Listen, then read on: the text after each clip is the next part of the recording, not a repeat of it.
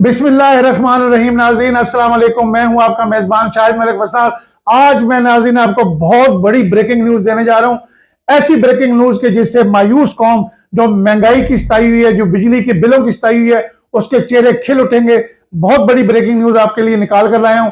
सबसे पहली जो ब्रेकिंग न्यूज है, दो खबरें खुशखबरी हैं, दो खुशखबरी हैं कौम के लिए। पहली खुशखबरी यह है कि मैं अपनी कौम को बताना चाहता हूं कि हमारे मशहूर और मारूफ माया नाज साफी इमरान रियाज साहब बिल्कुल बाखरियत है, हेल्दी हैं, हैप्पी हैं और he is in safe hands, महफूज हाथों में है। और उनको घर के करीब एक जगह पे रखा गया है जहां हर हफ्ते उनको अपनी फैमिली से मुलाकात भी करवाई जाती है और उनकी जान को कोई खतरा नहीं, उनकी सेहत भी ठीक है। इस हवाले से हमारे ज़राए ने बताया कि बिल्कुल इमरान रियाज के हवाले से बेफिक्र हो जाए, अनकरीब उनको रिहा कर दिया जाएगा। इलेक्शन से थोड़ा अर्सा कबल या इलेक्शन के फौरी बाद वो घर आ जाएंगे, मंजर आम पे आ जाएंगे, उनकी जान को कोई खतरा नहीं। पहली खुशखबरी तो मैं कौम को ये सुनाऊं कि जो इमरान रियाज साहब है, कौम की दुआएं रंग ले आई हैं और वो बिल्कुल सेहतमंद और खुशबाश है और अपने बच्चों के साथ राब्ते में है। दूसरी खुशखबरी नाज़रीन, बहुत बड़ी खुशखबरी। 1947 आज़ादी पाकिस्तान के बाद अगर आज मैं कहूँ ये खुशखबरी सबसे बड़ी है तो आप यकीनन इसको मानेंगे कि ये वाकई बहुत बड़ी खुशखबरी है। और ये खुशखबरी है हमारी पाक फौज के हवाले से कि पाक फौज ने आखिरकार बिल आखिर वो फैसला कर लिया जिस पे पूरी कौम चाहती थी कि फौज खुद को सियासत से अलग कर ले, सियासत से किनारा कशी कर ले। और इस हवाले से जनरल बाजवा ने पिछले साल इशारा भी दिया था कि फौज का अब सियासत में कोई किरदार नहीं होगा, लेकिन वो सिर्फ नारा था, उसके बाद भी फौज सियासत में रही।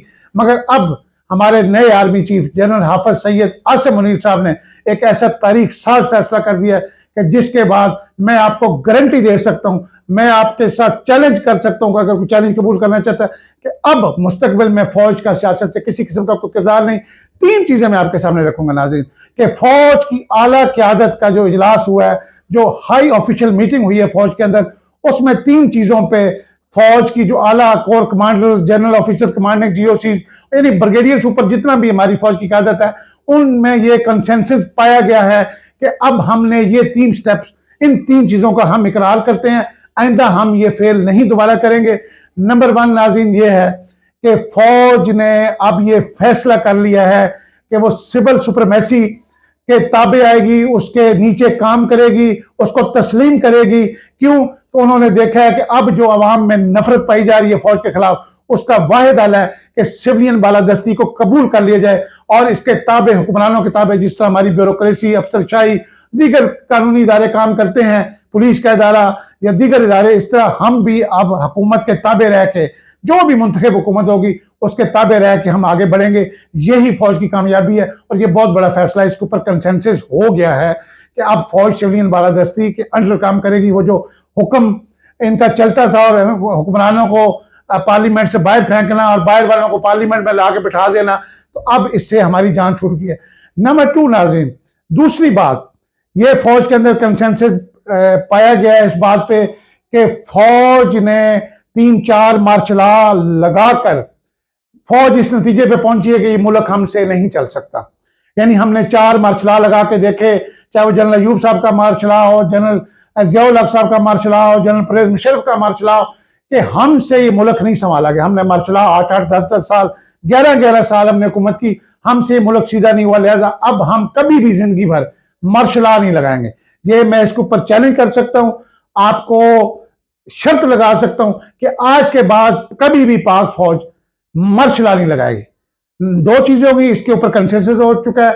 तीसरी बात, सबसे बड़ी बात, जो फौज ने बहुत ही आला ज़र्फी का मुजाहरा करते हुए तस्लीम किया है, इस बात पे कंसेंसस हो गया फौज के ऊपर कि जो 75 सालों में, पिछले 75 सालों में पाकिस्तान की जो तबाही हुई है, मुआशी तबाही है, चाहे वो अंदरूनी महाज पे तबाही है, चाहे वो बैरूनी महाज पे तबाही है, चाहे वो पाकिस्तान के अंदरूनी जो भी हालात थे, दहशतगर्दी के हालात थे या महंगाई थी, या जो अवाम इस वक्त यानी गुर्बत की चक्की में पिस रहे हैं और वो गुर्बत की लकीर से नीचे जा चुके हैं, फौज ने इसको तस्लीम किया है कि इन 75 सालों में जो मुल्क की तबाही हुई है उसमें ज्यादा हिस्सा हमारी नालायकी का है, हमारी गलतियां, जिसकी सजा आवाम को मिल रही है।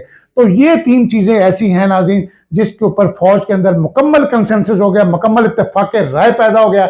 और अब हमारी फौज, ये जो आने वाले इलेक्शन है इंशाल्लाह बिल्कुल free, fair and transparent election होंगे और जिसको अवाम मुंतखब करेंगे वो गवर्नमेंट में आएगा, वो हक में वक्त होगा और फौज उसके ताबे काम करेगी। मेरे ख्याल में ये दोनों खुशखबरियां आज के दिन के लिए बहुत ज्यादा है। और आखिरी बात एक मैं वैसे यहाँ पे अर्ज करना चाहता हूँ कि जनरल बाजवा साहब की एक मैं मीटिंग की एक कहानी आपको सुनाना चाहता हूँ कि जनरल बाजवा ने जब अप्रैल 2022 में इमरान खान के खिलाफ तहरीक एतमाद का कामयाब करवाई और पीडीएम के टोले को इक़्तिदार के वानों में बिठाया, तो उस वक्त जनरल बाजवा साहब ने अपने तमाम जो आला क़यादत थी फौज की, जिसमें तमाम कमांडिंग ऑफिसर्स थे, वहां पे जनरल बाजवा साहब ने इमरान के खिलाफ काफी गुस्से का इजहार किया कि इमरान खान डफर है, इमरान खान जिद्दी है, इमरान खान नालायक है, इससे मुल्क नहीं चल रहा है, इससे हुकूमत नहीं चल रही, इसके अंदर कोई खूबी नहीं है।